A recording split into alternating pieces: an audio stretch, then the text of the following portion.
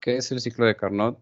Pues básicamente el ciclo de Carnot es un ciclo termodinámico que se produce en un equipo, ya sea un equipo o una máquina, la cual cuando trabaja absorbe una cantidad de calor y de una fuente de mayor temperatura y cede un calor a la de menor temperatura, lo cual produce un trabajo sobre el exterior.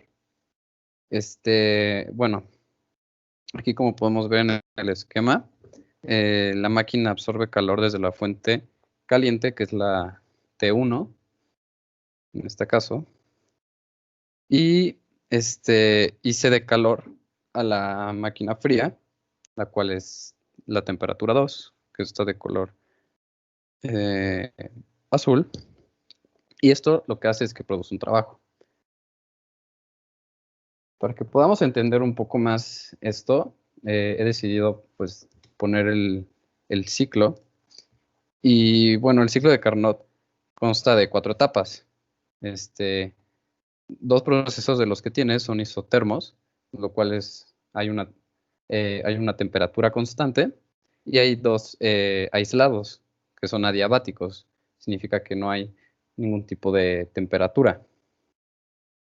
Bueno, de este lado derecho podemos ver en la gráfica que tenemos la variable P, la cual es la presión, que está en el eje de la ordenada, y en el eje de la abscisa tenemos el volumen, en este caso del gas. Partimos, obviamente, desde el punto A. Y bueno, básicamente lo que el ciclo de Carnot nos dice es de que primero, del proceso A, proceso B, lo que pasa es que se le da calor, como podemos ver de este lado izquierdo, tenemos una expansión isotérmica, la cual se le da calor al gas, y esto provoca que haya un aumento en el volumen del gas. Por eso en la parte de derecha de la gráfica, del punto A al punto B, se extiende hacia la derecha la gráfica. Y bueno, esto provoca que, por ejemplo, aquí del lado izquierdo que tenemos el gas, este gas se expande, aumenta su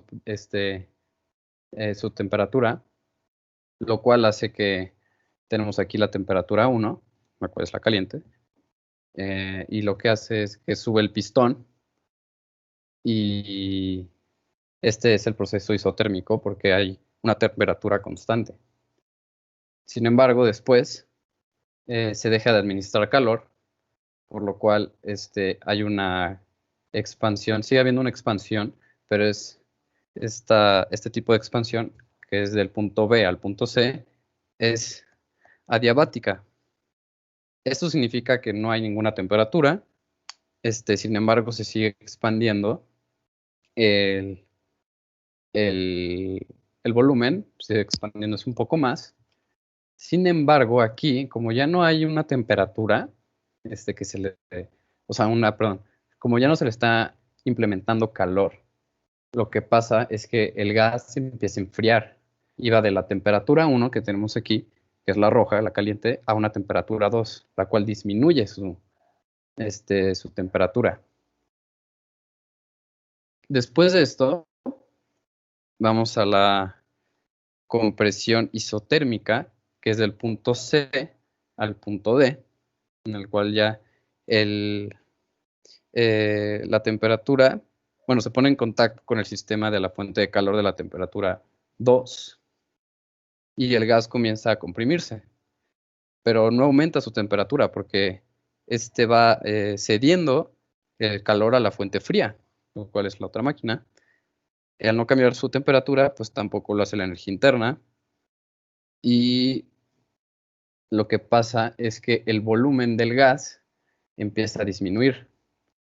Por eso, del punto C al punto D, tenemos que en la gráfica se observa que se va hacia la izquierda, se acerca, disminuye el volumen.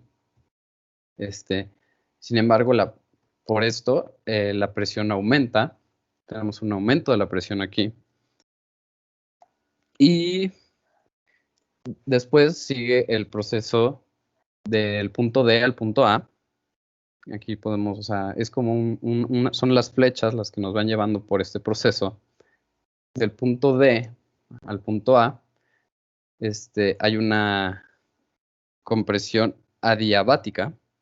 Esto se debe a que está aislado térmicamente, ya no se le está suministrando ningún tipo de calor,